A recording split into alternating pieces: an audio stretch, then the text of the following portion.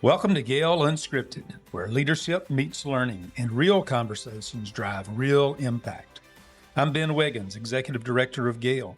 Join us as we go beyond the headlines with Georgia's top education leaders. Let's elevate the conversation.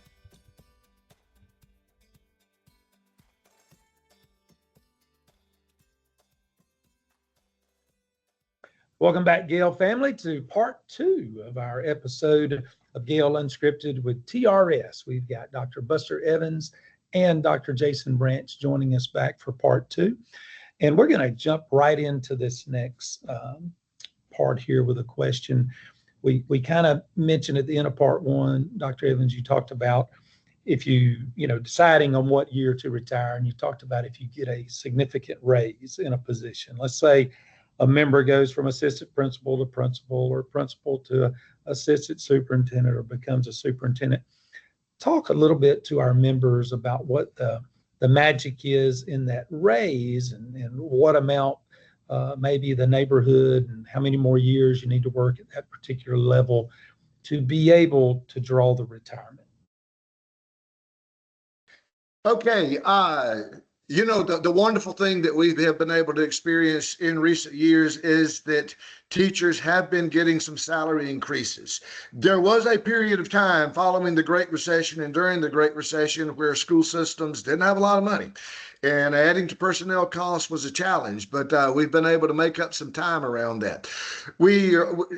For a protection for the retirement system, there are laws in place that we call anti-spiking provisions. In other words, if you have a retirement system, and somebody gets a big increase right toward the end of their career, but most of their career they didn't pay into contributions, neither from their employer nor their employee, that would be a disadvantage to the retirement system financially, thus undermining the sustainability of the retirement system. So the reality of it is we do have salary caps over a period of time that go up. The basic formula is 2.5% plus the amount of state increase for that particular year for each year that goes up. And so in other words, typically that number is going to look to be about 5%. If you get a number larger than that, the way the formula works out, as long as you work 3 years at that higher salary, it will then, that cap sort of goes away. The thing that you have to look out for, hopefully you know that you're going to get an increase every year. There's almost no way to prevent leaving a little money on the table, but there are a number of us who've made decisions in life. We had an opportunity to do something else. If we'd have stayed another year or two, we might have gotten a little bit larger of a pension benefit. But the reality of it is we were ready to do something else. We had an opportunity to do something else. Thus, it became very timely for us to go ahead and make that decision. These anti-spiking provisions are important for our retirement system to make sure that the system is not abused. And I think it's a good thing. And again, it reflects the wisdom in ensuring the sustainability of a retirement system, not just for the people like us who are getting a retirement benefit on this podcast, but for that new teacher that's beginning today, so that 30 years from now, Dr. Jason Branch can guarantee that new teacher that retirement benefit is going to be there for them. And that's one thing that they don't have to worry about during their career. Great point. Ben, I just add one thing to that. That's not a mysterious number. That is a number that is shared to our employers and to our members each year. And so, it's a good thing, again, to be informed and look at that as you're making those decisions. Did you get a 7% raise, but it's a 5%? What are your, highest 24 months is what the retirement's going to be built off of. And so, but those months have to fall into that percentage increase. And so, again, information is power there. Yeah, good. Great points there.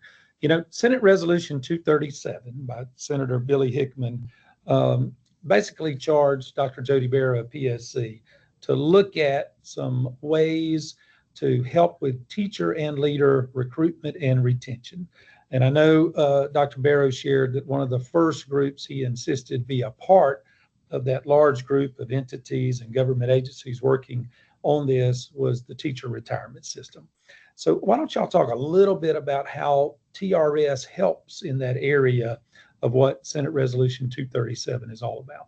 Well, first and foremost, I want to thank Senator Hickman for bringing this very important topic to the forefront and charging all of our agencies to work with that. We know through the good work of the PSC that there's over 5,000 vacancies in our teaching positions right now. And so we need to continue to work to not only recruit educators, but how do we retain? So it was a powerful opportunity. I know that GAEL and many of our other organizations were a part of that work as well. And so to be able to come together and have fruitful conversations around that, and really to hear from almost every entity in those conversations the importance of the teacher retirement system of Georgia as a retention tool for members and a recruitment tool for educators, I think was extremely, extremely important. You know, one of the things that we know through research is that the average age of a retiree for teachers retirement system is the age of 60. The average age of a retiree in our nation is 67. So there's lots of opportunities to put in front of younger folks as they come forward out of college and they're considering opportunities to say, look at the different things that you could do with your life and the retirement system there. So I think it was important work. Pleased with the recommendations that came forth and the conversations that highlighted the importance, of public education in our state, but also, you know, recruiting and retaining teachers. One of the things that Dr. Evans and I worked on was also reviewing a marketing campaign, an opportunity to better highlight and educate those who are coming into education or considering job opportunities that don't know about the teacher retirement system and the great benefits of how do you take that 22-year-old who's coming out and help them understand the value of that defined benefit, not defined contribution, but defined benefit that we all value so much once we walk through that finish line, I think is extremely important. And I'm excited about where we are in that work and the conversations that I think will highlight the importance of teacher retirement system even more as we look at how do we not only retain. I think it's been a good conversation for years about retention, but how do we recruit using that great tool? Yeah, great point. The TRS system, it's so fantastic. I've got my brother-in-law and sister-in-law are both retired colonels, and they are both jealous of our retirement system. They have a wonderful retirement system, but let's just say the COLA threw them for a curveball. They said, you get what? So anyway, great retirement system. Jason just mentioned 5,000 teacher vacancies across the state. Many of our teachers have already returned to the classroom in a 49% position. And with some recent legislation a few years ago, many more have returned back at 100%. So why don't you two just talk a little bit about your thoughts on those two return to work bills that are out there and how those are going to help fill those teacher vacancies with some good, strong veteran educators. Go ahead. Okay, couple of things here. First and foremost, this provision for return to work full-time is something that we've had in the past. And then it was repealed in, I think it was 2012. And it came back again about 4 years ago with a little bit more restriction than what the previous bill back in 2012. The previous bill that was repealed in 2012 allowed basically teachers and administrators in some capacities to come back and work full time. There were some people who felt like that was too generous. There were some people who felt like that there were some abuses. There were some cases of just, and then we had the Great Recession. And then all of y'all were in school administration at that point in time. We quit hiring people. And so we had people who were graduating from University of Georgia, Georgia Southern, Valdosta, all these teacher education programs couldn't get jobs. And so it was like we didn't have the same issues that we had when they repealed the law. Roll the clock forward 10 years, and then we do have these shortages. With the first passage of House Bill 385, I think was a great step in the right direction. There were those who remembered from which we had come with the previous bill, and they maybe didn't want to go too far too fast. And so we began with critical needs areas as they were defined by each recent district, and without getting too deep into the weeds.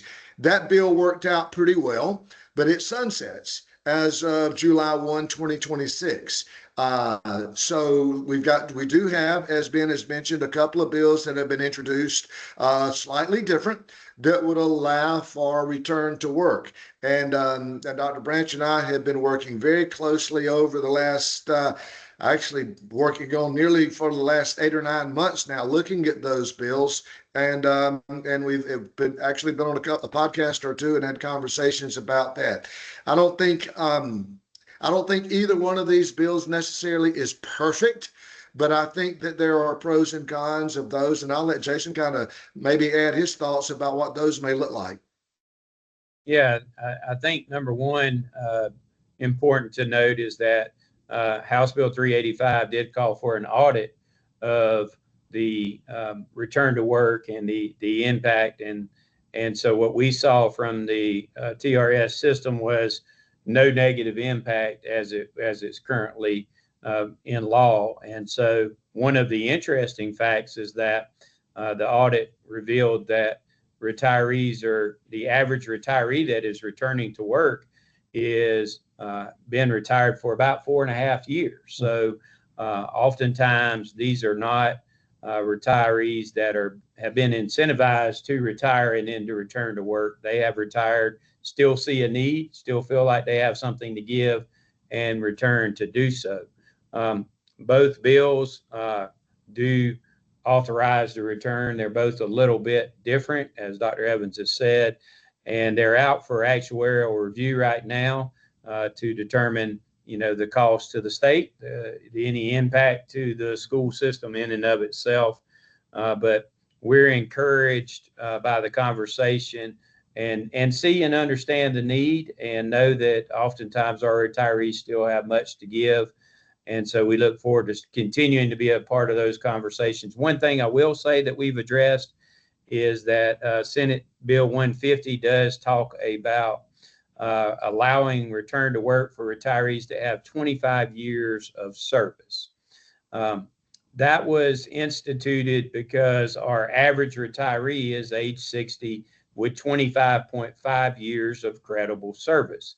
Currently in law, you have to have 30 years of credible service to return to work. And so the thought of the bill author was that you are missing a portion of retirees that could be able to come back and assist. What it does not do, that we've clarified multiple times, the sponsors clarified, and our friends from various organizations have clarified, it does not allow you to retire with 25 years of credible service for full retirement without penalty. It does not change the law.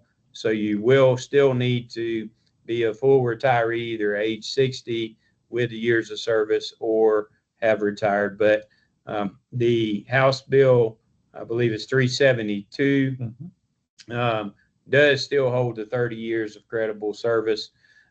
Both do expand a little bit the opportunities, allow those opportunities to be reviewed either just statewide. It's just open, as in Senate Bill 150, anyone could return. In 372, it allows the local districts to be more specific in that. But as Dr. Evans said, we know there's still work to be done with that. But from the current conversations we've been a part of, we're encouraged for our retirees to potentially continue to have that opportunity. Good, great information. So make sure that you heard, GAEL members, because we get a lot of questions about that too. Senate Bill 150 does not hint to indicate, point toward a new retirement of 25 years in Georgia. That's not it at all. Take Jason and I, for example. We both retired with 28 years and 2 years of sick leave. Right. What that would do is, if that bill passed, open the door that we could come back and teach English or social studies if those were high needs in those areas. Very, very good point. The next question is something that I've heard a lot throughout my career is there a particular month that's better to retire or important to retire? And what constitutes a year? Some people still think it's you got to work 12 months for that year. So talk a little bit about what constitutes a year for a TRS service, and what do the different months mean? If I retire March 1st, April 1st, May 1st, what's the difference? And does that have an impact on the COLA as well, or your first COLA? Yeah, well, Ben, it does. And your question now about what constitutes a year sort of depends. A year for someone in the university system is 8 months. A year for someone in the in a regular K-12 system would be 9 months. Now, but that goes from the beginning of the school year, which typically means that many of them would be eligible to retire as of April 1, if they chose to, because they've got their full year of service for that year. They don't get any extra credit working beyond that. And it's just like an administrator who works 12 months. You're only going to get 1 year. But if you work in the school system and work 10 months, you're still going to get 1 year. But whether one retires before July 1 or after July 1 does make a difference in terms of when they're going to receive their first cost of living adjustment. So the basic determination is for those people who retire, let's say April 1, May 1, or June 1. They're retiring before July 1, so they would be eligible for their first cost of living adjustment in January of the following retirement date. Okay, for those who retire as of July 1, they are not eligible for their first retirement for their COLA until the next July 1. That is the way the law was written. And so we do see people making decisions about what their retirement may look like. Some have kind of, made that decision too late. So there are pros and cons. First of all, if you're under contract to work all the way through a year, there's some ethical belief that you need to stay and work that contract. The other side of that is you continue to work that, you actually are earning more money and earning more money that goes toward your retirement calculation, theoretically. So it does make a little bit of a difference, and that's a quick rundown of it. Jason, I don't know if I answered that to your satisfaction, since you are now the executive director, but you clean up anything that I messed up. I think you did a wonderful job. I would say that as you go through the counseling conversations, an important thing to note is that you can ask for these various scenarios and see, okay, if I retire June 1, what would it look like if I retired July 1? Various different friends and colleagues that have retired have looked at it different ways. To Buster's point, they look at it and say, well, I am continuing to earn, so maybe I want to work that month of June, because when I run the numbers, it looks to make more sense to me to work through the month of June and retire and perhaps miss that first COLA to gain more, a higher number for those 24 months. But it really is individual. I know I keep saying this, look at it, but the thing to know is that you're not limited in the scenarios that you can review with our counselors. And so you can sit down when the time is right and say, okay, if I retired effective April 1, if I retired effective June 1, if I retired effective July 1, what would that look like to my benefit? Yeah. And how does that work? And I think that's an important thing to note. Yeah, perfect. All right, I brought up the topic of COLA. Why don't you two expound a little bit about COLA and why it's such a tremendous advantage to our members in retirement? Well, I think certainly the COLA is an outstanding piece. I tell the story that when I was received the honor to be able to serve as executive director, the first text that I received was from my mother-in-law, who is a retired high school principal. And she said, "Congratulations, make sure you keep the COLAs coming." And so, we know the importance of the COLA. I was reviewing a document this morning. I believe that we have 97 consecutive COLAs since the year of July 1, 1977.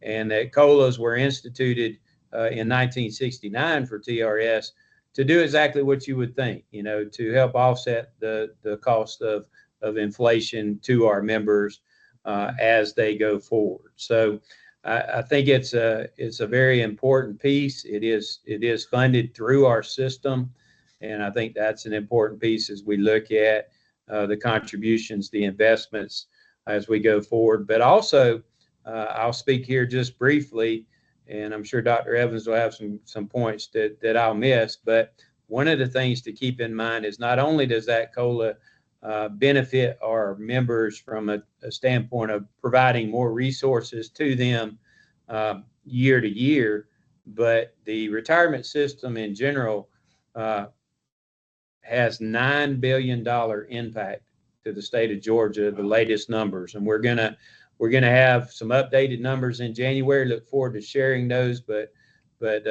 at last report, the impact of the state of Georgia from the retirement system, COLA to be included in that, is $9 billion. And we have on our website the local economic impact for every county in the state, something Dr. Evans instituted, I believe, when he was leading the organization, and a powerful document that speaks to not only the importance of the retirement system to our members, but to our state, and that COLA to our members. Yeah, so the local economy, I think that's a great point. I was on a webinar this morning with some superintendents, and one of them asked if TRS had something like that, and I was able to share that you do have that study. So thank you, Dr. Evans, for starting that. They were talking about the economic impact teachers have, educators in their community, but also those retirees. Huge, Ben, you're right. Huge economic impact. That money that's paid out in retirement benefits just doesn't go run down a hole somewhere. It's spent in local restaurants, in doctors' offices, in church offering plates, pays taxes, and helps provide a standard of living not only for those retirees, but for the entire community. I do want to add one thing that Jason, to Jason's answer as it relates to the cost of living adjustment. A lot of people are maybe don't recognize this, but this COLA is pre-funded. How is it pre-funded? It is pre-funded by a higher contribution rate by the employee. I'll give you an example. The teacher's retirement system cost of living, employee contribution is set in law to be between 5 and 6%. So it's currently at 6%, and it's been 6% for many years. Compare that to some other state retirement systems. Their employee contribution rate is 1.5%. So bottom line is, when we recognize that there are some other state agencies that do not, or retirement systems that do not have this built-in COLA, our teachers have paid for that COLA over the years, and that does not need to be lost in the conversation. Great point. All right, let's talk a little bit about beneficiaries. I know that that's an important topic. You would think those are updated and taken care of. But maybe talk to our members out there about the importance of having their beneficiaries updated, especially as life may change or happen. Well, I think it's a very important conversation, and many areas of these topics are things that we just aren't always comfortable talking about. We're going to plan for that on a different day, and we all know that we do not control what our day looks like and how our day is going to end. and a tragedy does occur. And this retirement system is set forward, and in our founding documents talks about allowing our retirees to retire with dignity. And as Dr. Evans just says, those contributions, those efforts, that is the member's money. And so we want to ensure that the member and the member's family receive what they worked so hard to earn. And again, in our documents, it talks about the retirement benefit being deferred compensation. And so we think it's extremely important. Sadly, only about 50% of our members currently have beneficiaries updated. And it's an easy process. It's something that we are continuing, have been for several years, working with our employers, working with our school systems, our members. Anytime I talk, you heard me yesterday talk about it, the importance of updating those beneficiaries. And, you know, when we talk about plan design and we say, well, 60% of our members may take the maximum plan. So they say, well, why do I need a beneficiary? Well, there's still money there should you pass before the monies that you put forward in the system are depleted through your benefit. And so really it impacts every single member despite what option you choose, and certainly something that I know there have been some really sad stories over the years in terms of people believing that benefit was going to continue for them, and having to be told that did not occur. Or on a lighter note, perhaps, you know, your partner or spouse right now may not be your partner or spouse later on. And if you have not updated your benefit, those individuals in your life that may believe they're getting that benefit do not get that benefit. And whoever is listed, we are required by law, that is the beneficiary. So, but some stories out there that you know, I've been on for 41 days, so I'm sure Dr. Evans has better stories for 9 years. But you know, Jason, you do great with telling the stories. I will tell, we really made this a focus 5.5 years ago. What was going on? We were in the middle of COVID. And one of the things that we began to track with the teachers' retirement system was member deaths. And we saw member deaths go up.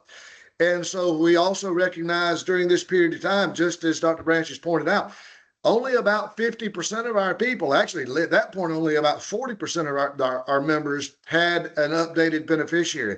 I can remember very clearly 2 or 3 horror stories, and I could go on all day about this, but I won't. But one in particular, there was a teacher in a metro area who died of COVID. And like typically when most of us joined, he was not married when he started teaching. And so he had his mom and dad listed as beneficiary. Never changed. Got married, had children, got COVID, unfortunately passed away. Well, fortunately, the parents of this individual knew what the intent of their son was, and they was able to go in and make that change. And so consequently, his survivors were able to get that benefit. But the reality of it is, who is down unless a person renounces that particular COVID? Jason's, you know, said it. You know, we've had people who got divorced, and somehow or the other, nobody made a change. And then lo and behold, they passed away. And the person that they intended to get their retirement benefit was not the person. And so created a field day for the attorneys, as I would like to say. And then I can tell just very quickly one other scenario not too long ago. Even someone who thought that they were going to be their wife's beneficiary passed away. got that ready to claim retirement and said, sorry, you were not, unfortunately, you were not listed as their beneficiary. And by law, as we implement and administer the retirement system, who is listed as that beneficiary at that person's time of death is that person. Can be huge in terms of making the right decision and the desired decision for someone in their passing. Wow. So it's a great reminder, GAEL members, to log into your account, make sure that your beneficiaries are updated. And it's in particular if you have any life changes, but I think what I'm hearing is at least once a year, you should be logging into your account. I always like to do it just to see the years getting added. That was a fun thing for me. Jason, are there any things TRS is focusing on for this upcoming year? Yeah, I think as any agency, organization, entity, we want to get better each and every day. And so we talk often about sustained excellence, continuous improvement, ensuring that, the great work that's taken place at TRS over the years continues, but how do we get even better in that work? How do we meet our members where they are? You spoke to some innovations that have occurred over the years, with virtual counseling, other state offices that make it more convenient. And so we continue to look at those innovations and see what's working well and what we need to enhance or modify or duplicate in other arenas. Two things that we certainly continue to work on is as one of the things we discussed earlier, how do we better message around beneficiaries? How do we better message around getting into that account and updating the things that need to be updated to ensure that you are receiving the benefits and your family members are receiving the benefits as you desire. The other thing that we certainly are continuing to monitor, as any entity would, is fraud. And how do we better protect our members? We have very limited challenges as it relates to that, but there are bad actors out there, and we all see that typically on a daily basis with phishing email campaigns and different items out there. And so we want to ensure that we are encouraging our members to use multi-factor authentication. So the simple form of that obviously is, some other means behind just logging in that then you have to get a code sent to you through an authenticator app, an email, a text. And so that capability is there, and we continue to talk about that. We'll be launching a little more detailed campaign about that going forward. But each time I speak, I encourage that. And oftentimes, as we would say about beneficiaries, how do we do that? Well, how do we do multi-factor authentication? So we're actually working on a slide, information that you'll be able to click, and it'll just kind of walk you through and say, log into your account and go here. We already have it in written form, but we're going to visibly show you how to do that. So those are important pieces. The last piece is we have 99.3% of our members are receiving electronic transfer, or what we would commonly call direct deposit into accounts. We do still have some that are receiving those in mail. You saw where the Social Security Administration has said that they're no longer going to do mailed checks. And so we continue to monitor that and encourage where we can that 0.07% of individuals to consider, having direct deposit, again, just to protect the member. And so we're looking at all those different pieces. And as always, as I'm out on the road talking with members, having these type of conversations, and our staff we're listening to conversations and concerns that may come up, challenges that our members have, to better understand how we can innovate. Finally, the last thing I would say is we're always looking at technology. There's some outstanding innovations in our world taking place right now, from AI to other entities that may make us more efficient and effective while still protecting everything that we need to protect. And so we're examining that as well. All right. Sounds fantastic. All right, Buster, you've had an incredible career in public education and public service. And as I know, the H.M. Fulbright Award from GAEL is the pinnacle of your career. I know that without question. But what are some other career highlights that maybe you're the most proud of? Well, I really don't want to answer this question, but I'm going to give a quick little stab. First of all, I want to start by saying relationships is probably the most important thing that I look back on. And you guys know, being a superintendent is not always easy. You're going to find people who maybe disagree with you, people who don't like you, people who wish you failure. And so to have made almost 18 years in that, and even in having situations where maybe there was a time when maybe I always left my board in good shape. In other words, even when there were challenges along the way, when I left that situation, every one of those board members were my friends. It wasn't always that way, at least in one situation. It wasn't always easy. I mean, we've been through things as, millage rate adjustments, property reevaluation, things people are going through in recent days. And in 25 years ago, we were doing some of that things, and they were tough decisions, passing bond referendums and passing SPLOST and those things. And fortunately, I don't think we ever lost any one of those, but those were highlights. But, I'm going to leave all that alone, but say relationships. But I do want to point out the three things real quickly, because these have happened in recent years.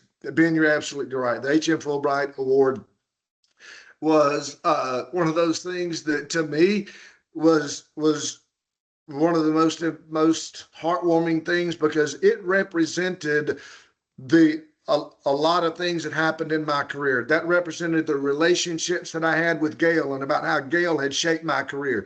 It represented the fact that the Georgia School Superintendents Association had been a part of my life, had been a fact that GAEL, that I attended my first GAEL in 1994. Many people know this story, some people don't. On a week or several days after our family had lost their home in a fire.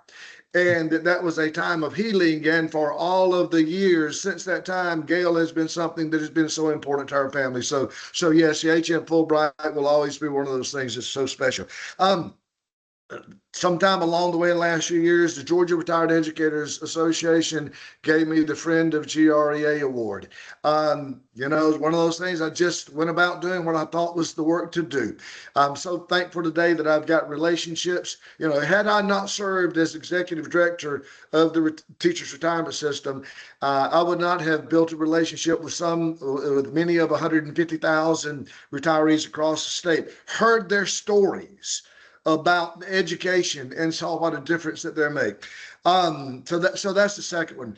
The third one is one that just happened this week, and it's not any kind of award, not any kind of plaque. A lot of people don't even know the story, but I had an opportunity to go to Cochran, Georgia, Blakely County Schools, where I served for 13 years, and speak to their local Cochran Rotary Club's Christmas party. At that Rotary Club Christmas party, the Blakely High School singers came and performed. Just amazing. I mean, just brought tears to people's eyes, put people in a festive spirit. Matter of fact, after they got through singing, they said, "You don't even need to get up there and speak." And I did anyway, though.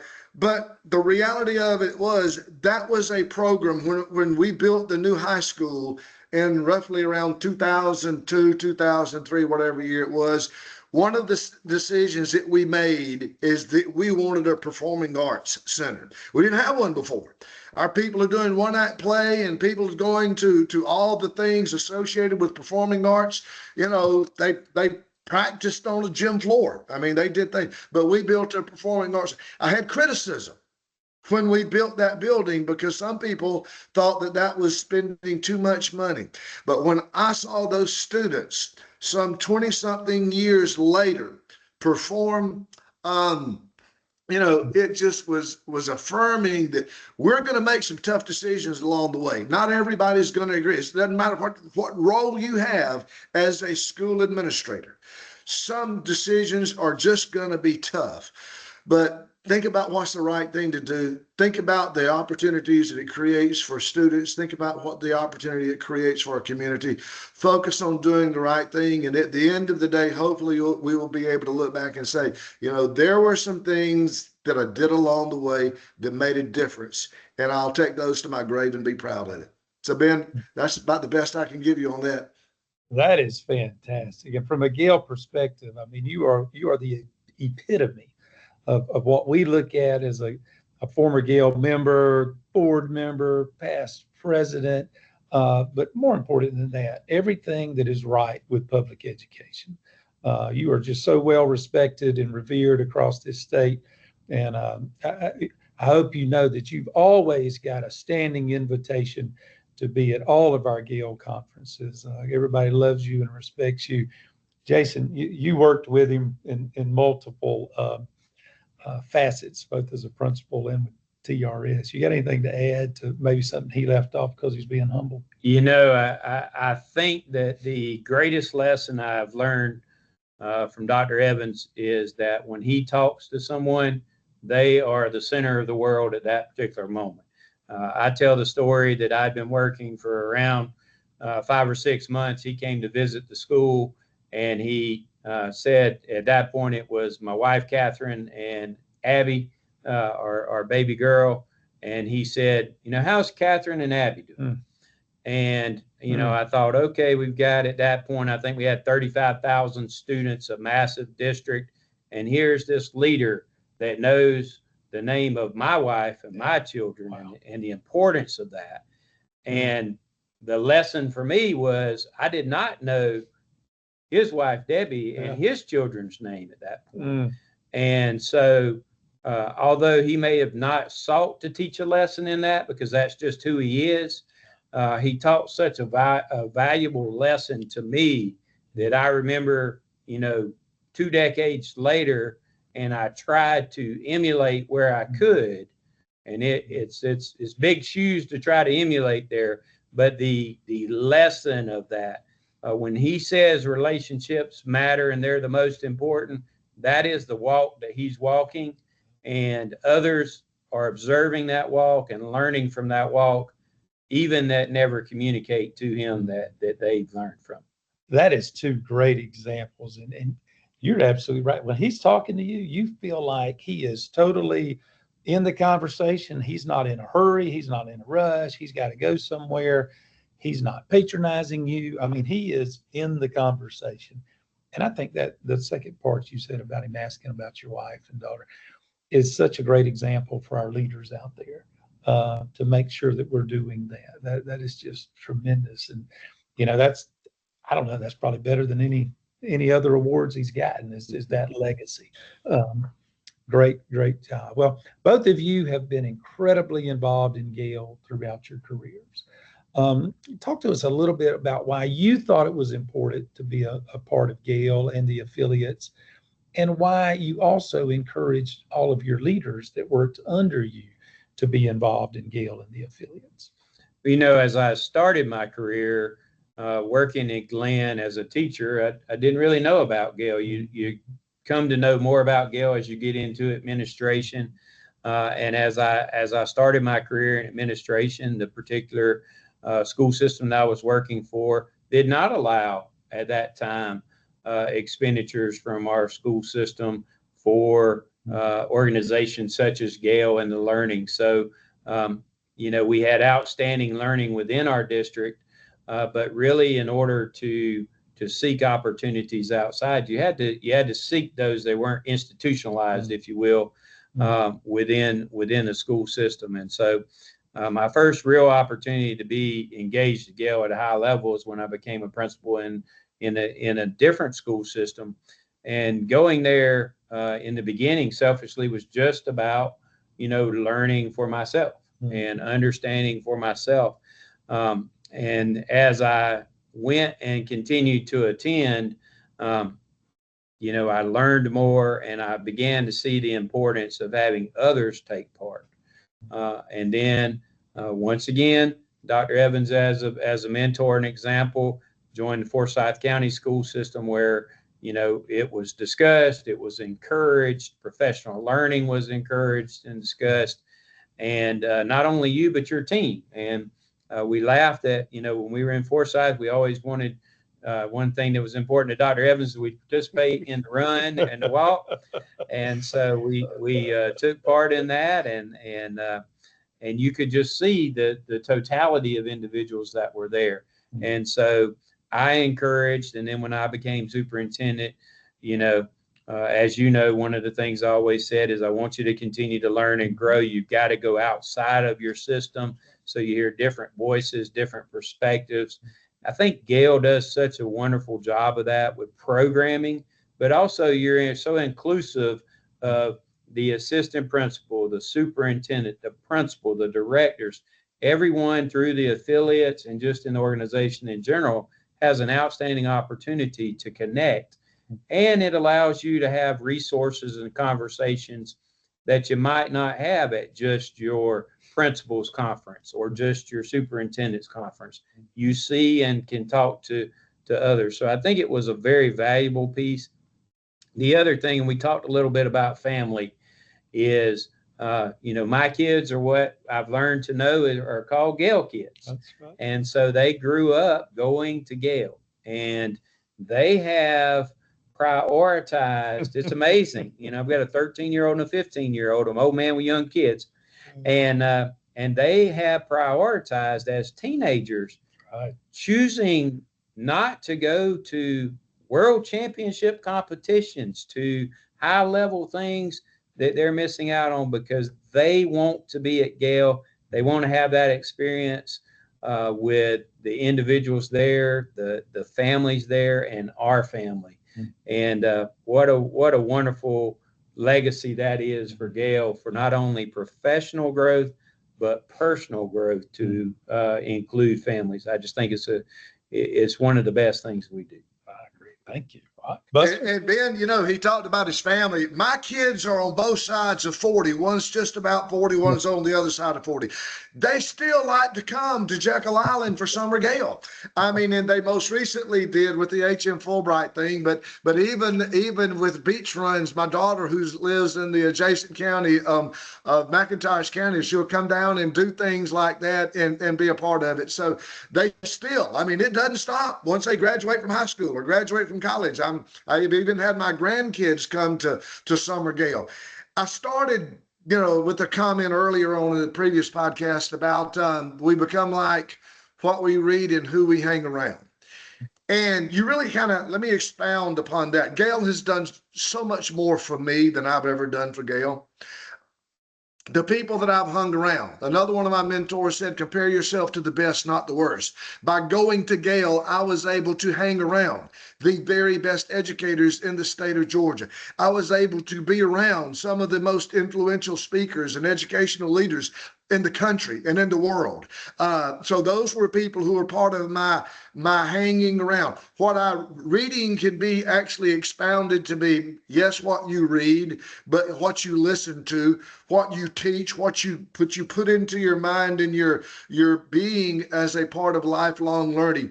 GAEL does that for the educational professional that will choose to be involved, not to mention growing as a leader, by serving on a board, by doing the many number of things that go along with being a leader in the wonderful profession of public education. So, I'll continue to say that GAEL did so much more for me than I ever was able to do for GAEL, but I continue to be in just totally indebted to the fact that it opened doors for me that I would have never had the opportunity to do.